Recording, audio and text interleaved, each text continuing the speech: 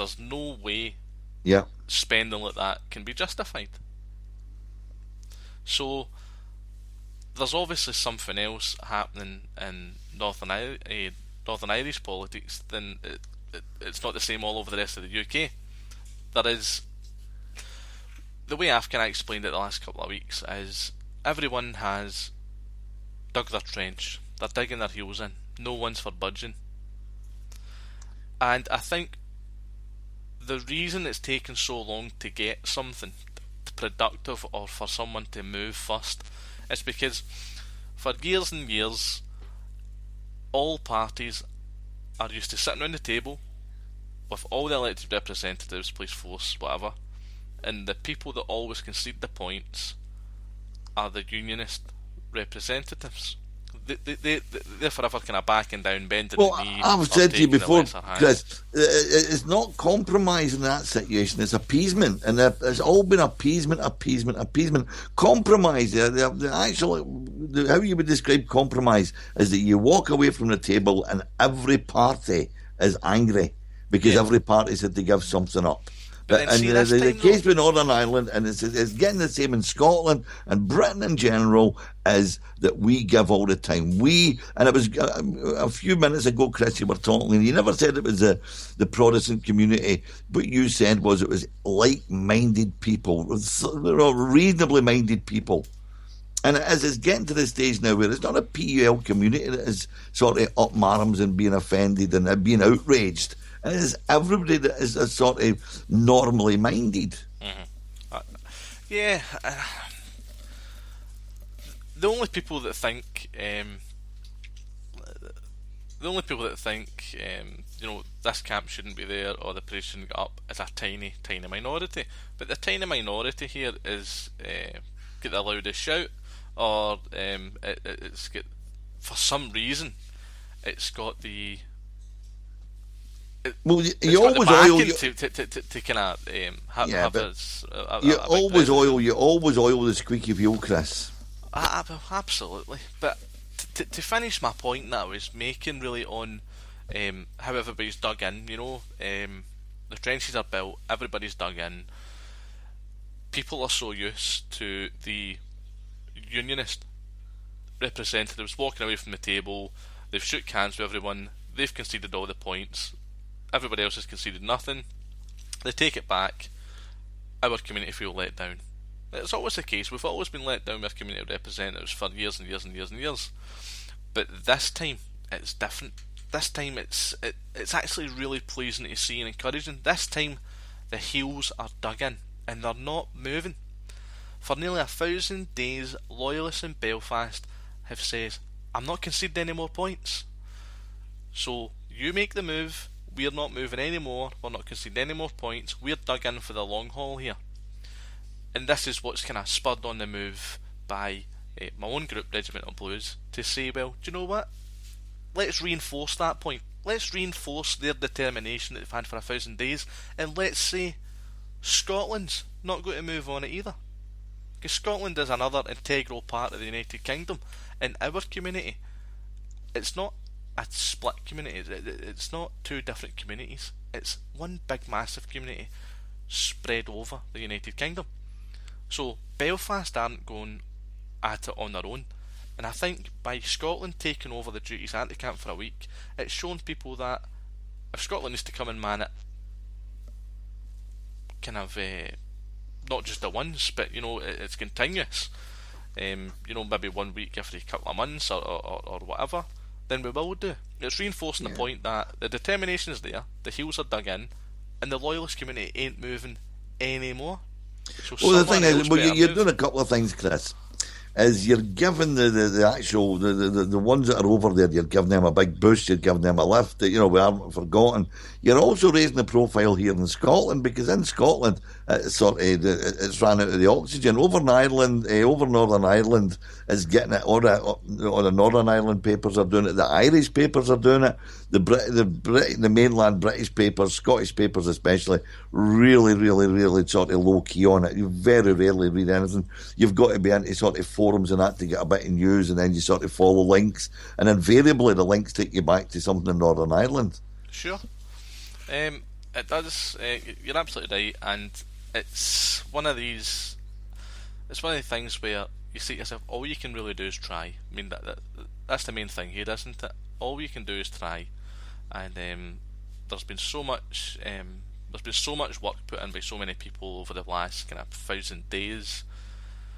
Scotland has supported the camp in many different ways. The rest of the UK supported the camp in many different ways, but this way has not been done before.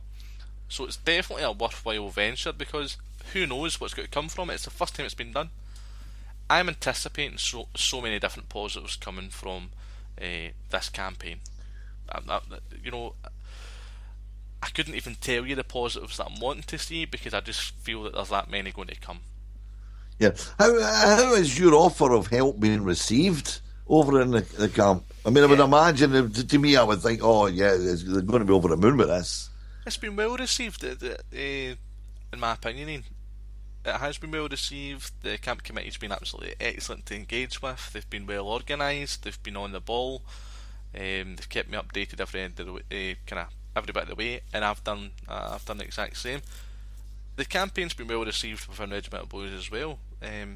Our guys have jumped to the mark again. They've funded the campaign well. This has been without a doubt the most expensive campaign that we've done, just because you've got the travelling and living costs out there for a week. But the guys have risen to the challenge.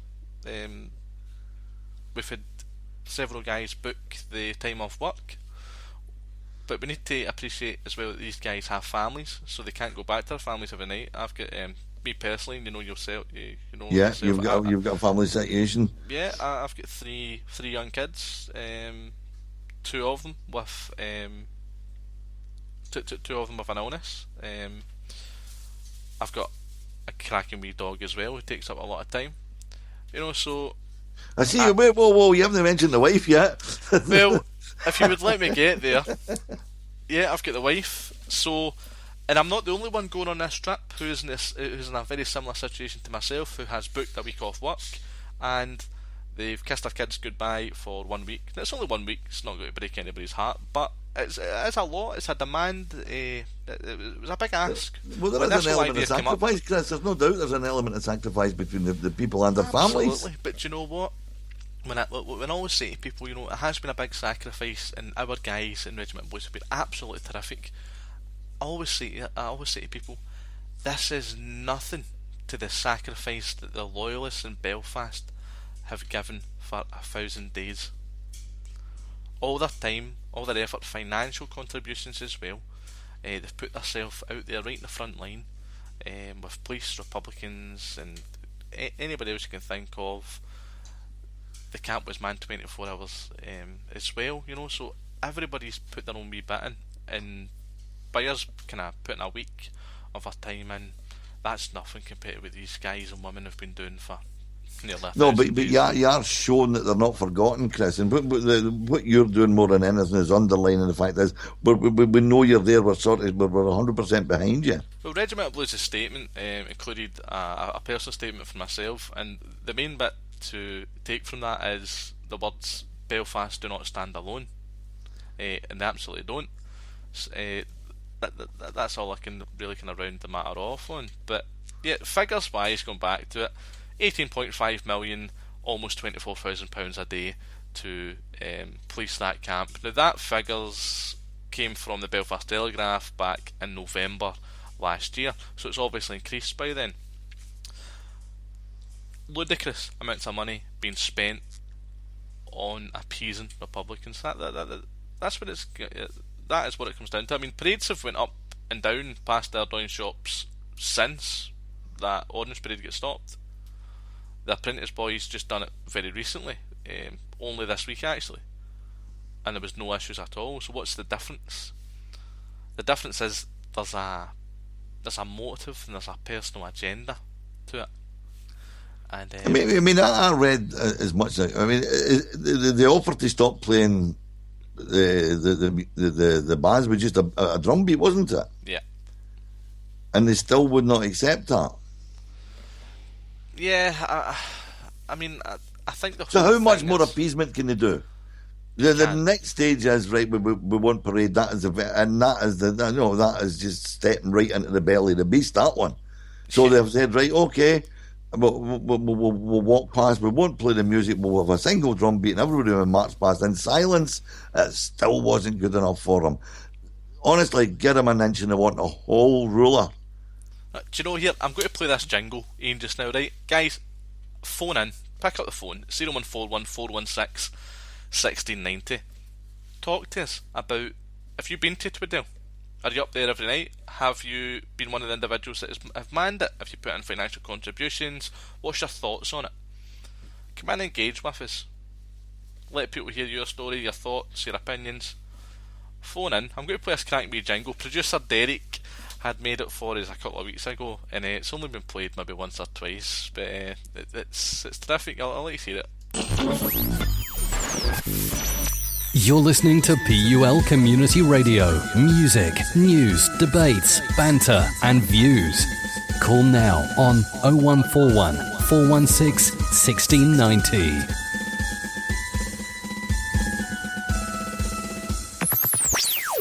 That's outstanding, is it not? Did you hear it, Ian? Couldn't hear it. No, never heard it. It was crying. It's basically just our show jingle. The producer's just been able to put the sash in the background, and it's came together superb. Wee smile on my face. But our guys, we're broadcasting live from the PO Community Hub just now, Duke Street, Glasgow. Regimental Blues, our activists, we're going to be gathering at the hub this evening, 11 PM. We will be making our trip to Belfast at some point tomorrow. We'll be having a meeting in here late tonight. We will be getting the final plans, preparations sorted. Then we'll be leaving from the hub, going our own separate ways, and we will be travelling over to Belfast at some point tomorrow to man the protest camp at Twaddell. And that's pretty much where we are. We spoke about the policing costs. What I want to come on to, if anyone is able to share their stories with us, I'd like to come on to our elected representatives doing enough regarding the situation at the camp. Not just at the camp, but the situation with the parade as well. So we've got a couple of things that we talk about, being what I've just mentioned there. Are the police handling the situation well? And the last one really being, is the Orange Order doing enough? That's a biggie. No, is the Orange Order doing enough to get these lodges up that road and the bans? That's a talking point, folks. If you want to phone in, you've heard the number several times, 0141 416 1690. That'll bring you straight through to myself, Chris, and Ian. Producer Derek has confirmed that the quiz will be a purely general knowledge quiz. So it could be anything. It's not PUL orientated, it's a general knowledge quiz. You phone in, introduce yourself, we'll put 60 seconds on the clock, we'll rattle as many questions out to you in 60 seconds as we can. If you can answer 5 correct, you'll be walking away with a prize. That prize could be a Regimental Blues polo top, Regimental Blues t-shirt, it could be a 3 Scottish Soldiers commemorative coin, and it's all covered by the radio and given to you free of charge. It will get sent to your home address. All you need to do is answer 5 questions based on general knowledge. So if you think you've got what it takes, I'm going to open the phone lines now that it's 8 o'clock. You've got 2 hours, 8 until 10. Give us a wee phone if you want to partake in the quiz. That's all you need to say. Come on the phone, here for the quiz, introduce yourself, we'll get you through it, and hopefully we could be sending you a prize. If you're from Northern Ireland, I can even put the prize in my bag and give it to you in person tomorrow or over the next couple of days. Happy to take a wee musical break just now, Ian? Yes, please. Yeah, I'm getting myself a cup of tea. Happy days. I'm going to leave you with one of Scotland's own, Naomi C.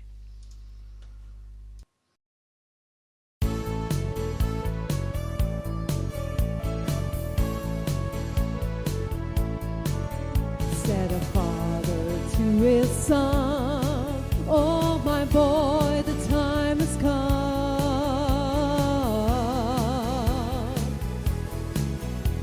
Your country it's calling unto thee.